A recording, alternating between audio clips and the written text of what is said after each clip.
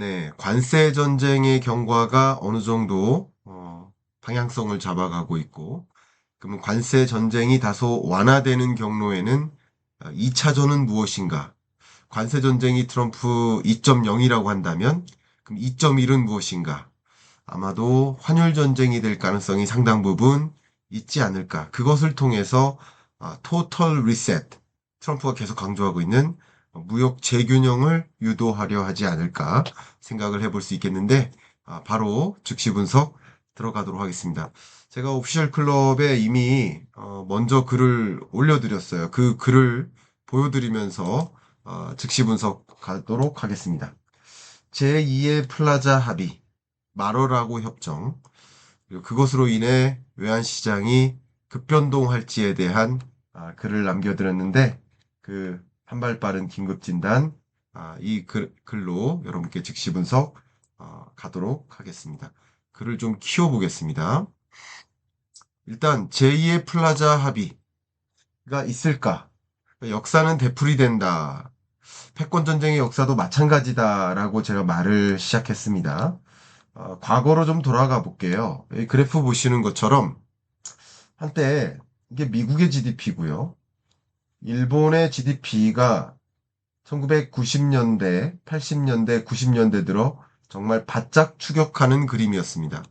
이 당시만 해도 사실상 어, 거의 미국 GDP가 1위고 2위 GDP가 바로 일본이었는데 거의 맞닿아가는 그런 수준이었었고 일본의 이런 맹추격은 굉장히 무서웠었던 것들이 있는데 특히 말이죠. 문서로 보여드리면 특히 당시에 일본의 맹추격 중에 자동차 산업이 가장 대표적인 예인데요. 철강, 조선, 자동차, 여러 중화학 공업을 이제 미국 것을 거의 가져오다시피 하는 과정이었고, 또 일본의 자동차 산업에 밀려서 미국에는 수많은 노동자들이 또 일을 잃고, 그때 일본 차량을 부수며 시위까지 했었습니다. 굉장히 심각한 상황이었었습니다. 그래서 당시 이 미국 GDP의 72.6%까지 일본이 치고 올라왔었습니다. 그러다 보니까 미국은 막대한 뭐 무역 적자도 있고 또 재정 적자 상황도 있고 역시 기축통화국으로서 유동성을 공급하고 세계 많은 국가들은 그것을 외환 보유액으로 축적해 나가고 있고 그러면 미국은 계속 만성 무역 적자고 그러면 산업을 계속 다른 나라들한테 잃고 그 경기 부양을 위해서 또 국채를 발행하고 재정 적자 상황에 노출되는 이른바 쌍둥이 적자라는 굉장히 유명한 역사적 표현이 등장했었습니다. 레이건 정부 때였었습니다. 바로 그런 것인데 안 되겠다. 일본을 좀 내리쳐야 되겠다. 미국이 패권 전쟁을 시작했었던 역사였습니다. 그 패권 전쟁의 가장 대표적인 시발점 그게 바로 1985년 플라자 합의였었습니다. 플라자 어코드라고 불리는데 이것은 뭐 보시는 것처럼 85년 9월에 플라자 호텔에서 여기 보시는 독일 재무부 장관, 프랑스 재무부 장관, 또 미국 재무부 장관, 영국 재무부 장관, 맨 끝에 일본 재무부 장관 쭉 서 있죠. 그래서 엔화의 가치를 고평가시키는 인위적으로 엔화 가치를 2배 가까이 고평가시키는 상대적으로 미국 달러화를 평가절하시키는 이런 일을 인위적으로 단행했었습니다. 물론 그 이후에 87년에 루브르 합의까지 있었고 달러화 가치 하락을 그때서는 막는 조치를 단행하면서 이른바 85년부터 87년여까지 통화 전쟁이 이어졌었던 때가 있었습니다. 이 플라자 합의로 결국 일본의 패권 도전을 멈춰 세웠을까? 네, 멈춰 세웠습니다. 일본의 수출을 막는 데는 한계가 있었어요. 그래프 보시면 이게 미국의 무역 수지인데요. 85년 이후에 일본, 이게 파란색이 일본의 미국의 수입입니다. 미국의 수입이 줄지 않아요. 여전히 미국 수입은 늘어요. 그쵸? 그런데 미국 수출이 드라마틱하게 늘죠. 그래서 수입과 수출의 차이가 좁혀지는 과정에 있죠. 바로 이런 겁니다. 그래서 무역 수지가 어쨌든 이 두 번의 협정을 통해서 미국의 무역 수지가 상당 수준 제로화에 가깝게 전개되는 이런 일이 있었습니다.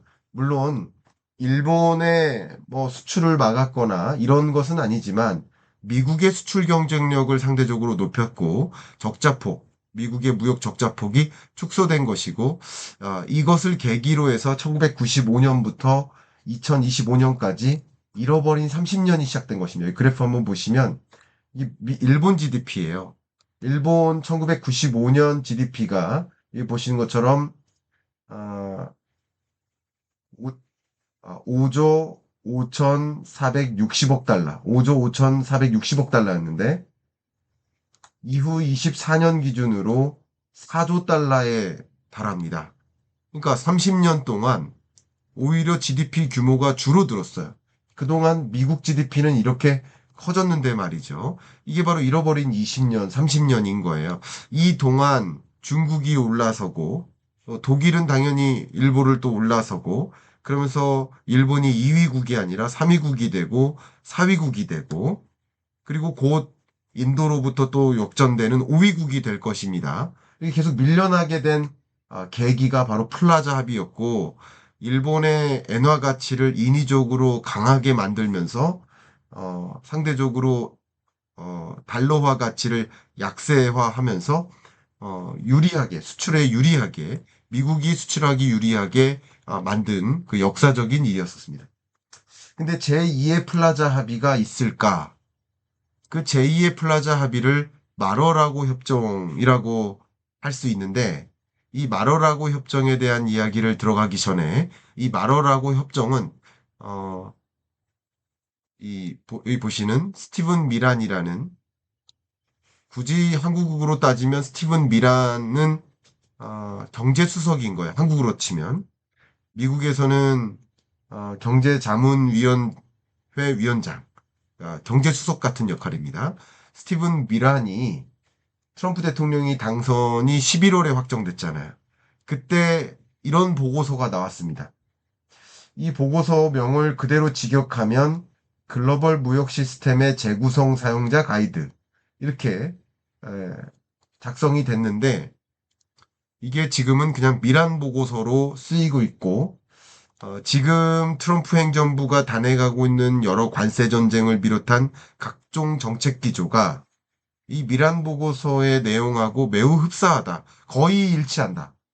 그래서 미란 보고서를 좀 집중을 해보고 그리고 마러라고 협정이 정말 어떤 식으로 전개될지를 지금부터 좀 설명 드려보도록 하겠습니다. 보시면 이게 미란 보고서입니다. 제가 이 서머리 부분을 살짝 읽어드리고 그리고 주요한 내용들을 여러분께 설명해 드릴까 합니다. 자료를 보시면 글로벌 트레이딩 시스템, 국제 무역 시스템을 리폼, 완전히 개편하고 그리고 미국의 산업을 공정하게 기울어진 운동장 아니냐 이거죠. 공정하게 만들겠다 하는 방법에 대한 제안입니다. 이 보시면 다양한 변화를 추구하려 하는데 바로 국제 무역과 금융 시스템에 대한 전환을 제안하는 그런 보고서다라는 뜻입니다. 여기 자료를 좀 더 보시면 지금 경제적인 그 불균형이 현재 존재하고 그동안 이 달러 가치가 강하게 오랫동안 유지되다 보니까 그게 세계 교역 구조를 균형되게 만들지 못하고 있다. 불균형하게 만들고 있는 그 이유가 뭐다? 달러 강세인 거다. 그리고 역시 그 달러 강세로 인해서 어, 상당히 많은 국가들이 이따가 말씀드리겠습니다만 대부분의 우리나라도 마찬가지잖아요. 우리나라도 외환 보유액을 미국 국채의 형태로 달러로 가지고 있는데 근데 달러 가치가 떨어지면 돼요? 안 되죠. 우리나라 입장에서 달러 가치가 강해야 되는 거예요. 외환 보유액을 달러로 갖고 있으니까. 그러니까 많은 국가들이 미국의 달러를 외환 보유액의 형태로 갖고 있으니까 강달러를 원하는 거예요. 그러니까 강달러를 원하는데 그 강달러는 미국 입장에서 수출하는 데는 제약이 돼요. 미국 입장에서 수입하기엔 좋지만 수출하기 좋은 환경은 아닌 거예요. 그러니까 미국의 제조 기지를 둘 수가 없어 왔던 거예요. 그러니까 트럼프 행정부는 미국의 제조 기지를 두고 이제 미국에서 수출하고자 하고 그렇게 하면 결과적으로 무역 균형을 이룰 수 있는데 미국의 무역 적자를 해소할 수 있는데 그렇게 하기 위해서는 강달러가 필요하다라는 거예요. 그리고 세계적으로 경제 규모가 엄청나게 커졌는데 옛날하고 다르다. 지금은 세계의 경제 규모가 엄청나게 커졌는데 아직도 미국이 모든 짐을 짊어지고 있다. 이런 표현이에요. 예를 들면 계속 기축통화국으로서 외환보유액을 제공해주고 있고 유동성을 공급해주고 있고 그리고 디펜스 엄브렐러 이거 굉장히 중요한 표현입니다. 디펜스 엄브렐러 역할을 하고 있다. 세계의 경찰적 지위를 유지하고 있다. 왜 미국이 이렇게 세계 많은 국가들을 다 키우냐 보호자처럼 역할을 하느냐. 그게 미국 경제를 더 불리하게 만드는 거 아니냐. 역시 그 모든 비용들을 다시 돌려받아야 된다. 이따가 말씀드리겠습니다만, 디펜스 엄브렐러나 달러 강세나 또 타리프 여기 나오죠? 타리프 이것들이 결국 새로운 재균형 트럼프식으로 말하면 토탈 리셋 토탈 리셋을 만드는데 이런 것들이 정책 수단으로 활용될 수 있다라는 보고서입니다. 41페이지가량의 보고서인데 몇몇 중요한 부분들만 이렇게 설명드려 보겠습니다. 이 보시는 것처럼 미국이 하늘색 보세요. 세계 보시면 토탈 임플로이먼트 쉐어가 줄어들고 있는데 이 보시면 manufacturing employees 제조업 부문의 일자리가 급격하게 줄어들어 왔다. 그죠? 줄어들어 왔다. 그러다 보니까 미국 전체 고용자에서 제조업 고용자가 차지하는 비중이 하늘색처럼 줄어들어 왔다. 계속 강달러를 유지하다 보니까 미국은 수요할 여력은 생기지만 소비국으로서 역할은 하기 좋지만 제조국으로서 하는 역할은 어렵고 그러니까 제조 기지를 자꾸 해외 많은 국가들에게 뺏기고 그 악순환이다. 그러다 보면 경기 부양하기 위해서 또 재정 적자를 감당해야 되고 두 가지 적자, 쌍둥이 적자를 감당해야 된다. 이거 좋은 것이 아니다. 라는 것이죠. 또 이 부분 보면 미국의 세계 GDP 비중이 한때는 40%였었어요. 이때야 디펜스 엄브렐러 미국이 보호자 역할도 할 수 있다. 방위비 지출 부담을 요구 안 할 수도 있다. 근데 지금 미국 GDP가 많이 떨어져서 지금 20에서 26% 사이까지 왔는데 아직까지 방위적인 역할, 그 엄브렐러 역할을 하고 기축통화국으로서의 역할도 분명히 있는데 그 기축통화국으로서 역할을 하는 과정에서 갖게 되는 장점도 있겠지만 약점도 있다, 부작용도 있다. 그럼 부작용에 해당되는 부분들은 다른 국가들에게 뭔가 반대급부를 요구해야 될 거 아닌가? 그러니까 방위비를 더 부담받는 게 필요하지 않을까? 역시 무역 적자뿐만 아니라 재정 적자까지 야기되고 있으니 관세를 부과해서 일부분 재정 적자 문제를 상쇄시킬 수도 있는 거 아니냐? 그러니까 관세의 목적은 여러 가지 트럼프 행정부가 이 새로운 재규정을 만들기 위한 수단으로서의 의미도 있지만 재정으로서의 의미도 있다라는 거예요. 여러모로. 그러니까 관세 전쟁은 계속될 가능성이 있다라고 가정하시는 게 좋겠습니다. 자, 그리고 그동안 미국은 이 current account 이게 경상수지거든요. 경상수지 적자를 계속 경험하고 있다. 그러니까 무역수지, 경상수지 적자, 그리고 재정수지 적자. 이것을 계속 감당해야만 한다. 그러니까 이것을 감당하기 위해서 추가적으로 부채 의존하고, 부채 의존하다 보니까 또 이게 반복되는 것이다, 경제가. 근데 일기 때로 돌아가 보면, 이게 트럼프 일기 때예요. 일기 때를 보면 중국에 대해서 관세를 이렇게 높게 부과했었는데, 이 보시면 위안화 가치를 절하시켜 가면서 관세를 부과하면 뭐 합니까? 관세를 부과한 만큼 그 관세 부담을 위안화 가치를 떨어뜨리면서 대중 수출 경쟁력을 약화시키지 않았다는 거예요. 이 부분이 중요합니다. 그러니까 관세 전쟁만 단행하면 안 되고 환율도 같이 전쟁을 펼쳐나가야 된다. 관세 전쟁만으로는 충분히 무력화하는데 어려움이 있다. 수출을 제약하는데 어려움이 있다. 그러니까 관세 전쟁도 같이 가져가야 된다라는 메시지가 여기 담겨 있습니다. 쭉 여러 가지 메시지들이 있는데 이것은 이따가 제가 이 자료를 가지고 말씀드리면서 부설하기로 하고 다시 제 오피셜 클럽에 있는 글로 여러분께 설명을 드려보겠습니다.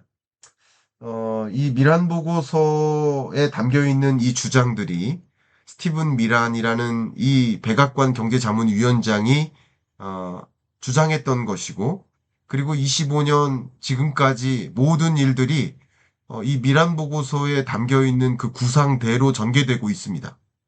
여러분도 공감하실 수 있죠. 그러니까 앞으로도 미란 보고서의 방향, 그러니까 스티븐 미란의 생각대로 경제 정책이 운용될 가능성이 높겠다라고 저도 생각을 현재로서는 하고 있습니다. 보시면 지금은 바로 중국의 추격인 거예요. 그러니까 1985년 당시는 일본의 추격이었는데 일본과의 패권 전쟁이었고, 근데 이제 지금은 중국이 이만큼 치고 올라왔고 중국이 현재는 76.8%까지 미국 GDP의 76.8%까지 치고 올라왔다. 그렇기 때문에 뭐 그 외에도 전기차, 배터리, 신재생 에너지 여러 부문에 걸쳐서 이미 미국을 넘어선 영역도 있고 반도체나 AI와 같은 다음 먹거리, 미래 산업에 대해서도 미국을 추월했거나 또 바짝 추격하는 모습, 딥시크 사태도 있었고 이런 것들이 안 되겠다. 중국을 지금 잡지 않으면 완전히 역전될 수도 있겠다. 패권을 놓칠 수도 있겠다. 라는 생각을 하지 않겠습니까? 그렇기 때문에 그것을 막기 위한 제2의 플라자 합의를 계획할 만하고, 그리고 그런 미국 증권가들 사이에서는 이런 움직임이 실제 일어나고 있다. 라고 해서 그걸 말어라고 협정이라고 신조어가 만들어진 겁니다.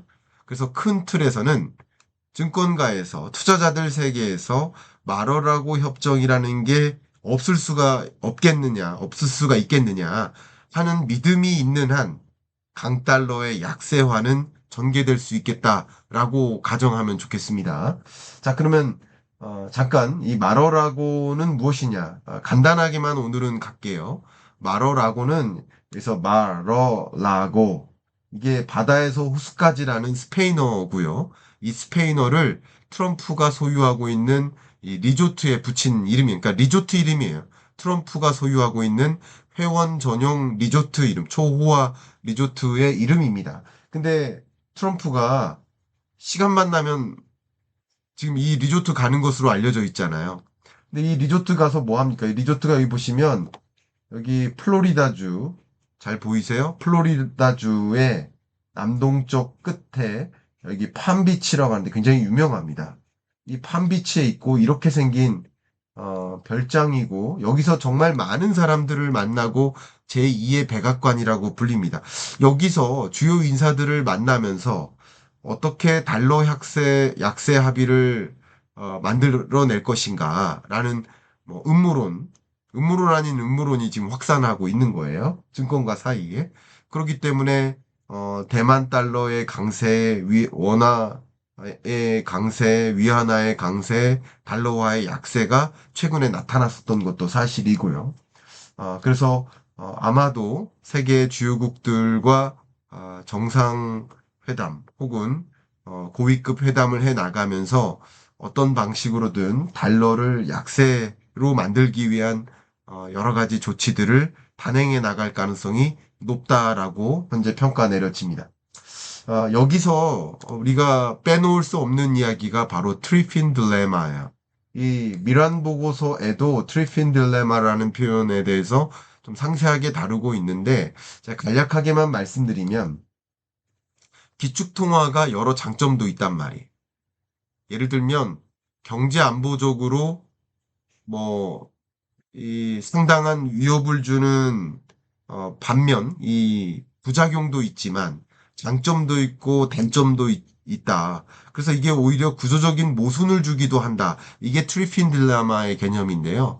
1960년대에 로버트 트리핀 예일대 교수님이 국회에서 발제를 하셨는데 국제 금융 시스템에 구조적인 모순이 있다. 미국이 기축통화국으로서의 지위를 유지함에 따라 갖게 되는 장점들이 물론 있지만 예를 들어 차입 비용도 낮추죠. 전 세계 금융 지배력을 갖죠. 그런 장점도 있는 반면에 이렇게 되면 계속 달러를 과대평가하게 만든다.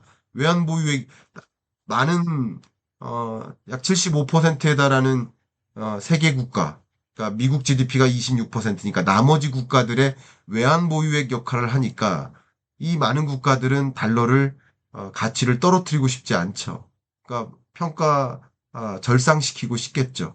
뭐 그러다 보면 미국은 계속 달러를 공급해야 돼. 유동성을 공급해야 되고 또 외환 보유액을 제공해야 돼. 그럼 뭐 어떻게 됩니까? 만성 무역 적자가 될 수밖에 없어요. 그렇죠? 무역 적자가 될 수밖에 없어요. 무역 적자가 된다는 얘기는 다른 나라로부터 사와야 되고 미국 내 제조 기지를 잃게 되고 그러면 일자리를 잃게 되고 그러면 미국 국민들이 가난해지고 경기 부양을 위해서 또 부채에 의존하고 계속 악순환인 거죠. 재정 적자까지 늘어나는 거죠. 이게 실물 경제에 부담을 준다 이거예요. 이게 바로 트리핀 딜레마인데 근데 세계 주요국들이 결국 외환 보유액의 형태로 갖고 있기 때문에 달러 강세를 유인하려 하고 싶지만 이게 미국에게는 계속 재정 적자를 만든다. 그래서 기축통화국은 유동성 공급도 주고 국제 비축자산 기능을 제공해 주면서 그 경쟁국에 오히려 의존하게 만드는 거예요. 그죠? 그 방위나 무기 제조와 같은 이런 공급망도 흔들릴 수 있어요. 그러니까 국가 안보를 위협할 수 있다는 것이죠. 이런 여러 가지 면에서 이 미국이 트리핀 딜레마라는 숙제를 풀기 위해서 통화협정의 여정에 있을 것으로 전망합니다. 그래서 일단 장점과 단점을 모두 갖고 있는데 장점을 유지하고 단점을 줄여나가는 그런 방식의 무역협정이 있을 가능성이 있습니다. 그래서 향후 관세 전쟁이 완화되는 과정에서 이제 그 정도로 충분히 윽박지르다시피 했으니까 뭐 한국에게, 일본에게, 유럽에게, 많은 국가들에게 이제 너네들 통화 가치를 끌어올려라 하는 요구를 할 수 있습니다. 그래서 그 통화협정 방식은 크게 두 가지인데 다자간 접근이 있어요. 이게 85년에 있었던 플라자 합의랑 유사한 방법이고 그냥 외환 개입이나 국제 공조를 통해서 같이 하는 방식이에요. 근데 이런 방식은 85년에는 어울릴 수 있었어요. 미국의 지위가 그냥 독보적으로 높았을 때는 가능한 거라고 볼 수 있어요. 근데 지금은 러시아 우크라이나 전쟁할 때 러시아한테 전쟁하지 말라고 전쟁하지 말라고 했는데 전쟁 계속하잖아요. 중국한테 보복하지 마라. 내 관세 때릴 거야. 내 말 들어라. 이랬더니 펜타닐 법적 조치 만들어라. 밀수출 방지해라. 적극적으로 나서라. 그런데도 그래. 너도 할 테면 해봐. 나도 관세 때릴게. 그래서 지금 미중 간의 협의도 생각해보면 중국이 미국에게 온 것도 아니고 미국은 쉽게 말하면 4스타와 3스타가 간 거예요. 쉽게 말하면 4스타, 3스타 재무부 장관과 USTR 대표 4스타와 3스타가 간 거 쉽게 말씀드리면 근데 중국 같은 경우는 4스타 한 명이 간 거예요. 외교적으로 봤을 때 이것은 공안부장은 약간 투스타급입니다. 그러니까 외교적으로 봤을 때 이게 급에 맞지도 않아요. 제가 보기에는. 제가 판단하기엔 그렇습니다. 그리고 스위스에서 만났다. 중간 지점에서 만났다. 미국으로 데려온 게 아니다. 미국으로 왔다는 것은 중국이 급했다고 표현해 볼 수 있고, 만약에 미국이 중국으로 갔다면 미국이 급했다라고 볼 수 있는데, 둘 다 급한 거라고 볼 수 있겠습니다. 누가 이겼다라고 보기 전에 판단하기는 어렵겠지만, 미국이 이긴 것은 아니다라고 평가를 해요. 그러니까 이런 국면에서 다자간 접근으로서 기축통화국들에게 또 유로존에게 중국에게 이렇게 달러 가치를 절하시키자라는 약속을 끌어내기는 어렵겠다. 그래서 두 번째 접근이 일방적 접근인데요. 예를 들면 국제비상경제권한법이 있습니다. 이것을 활용해서 외환보유고 우리가 제공한 거니까 거기에 사용료를 내라. 그러면 외환보유고로서 보유하려 하지 않게 되잖아요. 그럼 달러 가치를 약세화할 수 있겠죠. 또 금보유법이 있는데 이걸 가지고 미국이 금 비축 규모를 축소해서 그걸 가지고 다른 나라 외채를 매입해 나갈 수도 있다. 그러면 다른 나라의 통화 가치를 끌어올리는 방식인 거죠. 예를 든 겁니다. 이런 방식으로 일방적인 접근도 가능하다. 저는 이 둘 중에 일방적인 접근에 무역협정을 하지 않을까. 관세전쟁 모든 국가 예외 없이 적용하겠다라고 발표하고 발효한 다음에 무역협상에 이르는 과정에서 이런 것들을 하나하나 요구해 나갈 수 있지 않을까. 물론 중국에게도 이런 요구를 할 수 있을지는 모르겠으나 적어도 나머지 국가들에 대해서는 요구를 할 가능성이 좀 있어 보인다. 이렇게 저는 판단합니다. 그래서 또 한 가지는 통화협정을 성공적으로 이끌기 위해서 관세뿐만 아니라 안보도 역시 도구로서 상대 국가에 강요할 가능성이 높다. 이렇게 저는 평가하고 있습니다.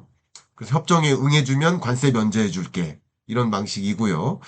또 중요한 게 우리 최상목 경제부총리도 스콧 베센트 장관이 재무부 간 별도로 환율을 논의하자고 먼저 얘기했다라고 공시적으로 이야기한 바 있습니다.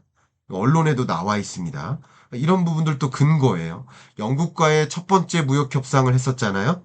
그때 트럼프가 뭐라고 얘기했냐면 이 협정에는 영국이 미국과 경제안보 협력 체제를 편입하는 계획도 포함되어 있다. 그러니까 지금 경제 문제만 논하는 게 아니라 통상협상만이 아니라 안보 문제도 우리는 함께 논의하겠다라고 밝힌 바가 있습니다. 그러니까 이런 것들을 고려했을 때 관세나 안보 이런 것들을 무기로 어, 달러화 가치를 절하시키는 압력을 취할 가능성이 높겠다. 이 부분은 제가 그냥 넘어가도록 하겠습니다. 그래서 네, 이렇게 말씀드리고 방금 말씀드렸었던 것처럼 아마 이제 플라자 합의가 뭐였는지 2차 플라자 합의, 제2의 플라자 합의, 마러라고 협정이 실제 음모론이 아니라 트럼프 행정부의 움직임이라고 고개가 끄덕여 주실 가능성이 있다라고 생각을 하고요.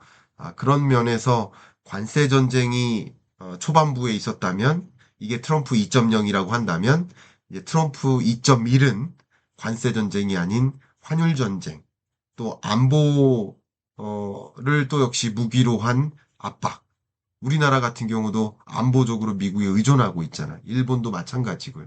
그러니까 많은 미국에 안보적으로 의존하고 있는 나라들에게 또 방위비 분담금 더 내라 라고 압박하면서 방위비 분담금 그럼 안 내게 해줄게. 대신 환율 절상해 너네들. 이런 식으로 요구할 가능성이 있습니다.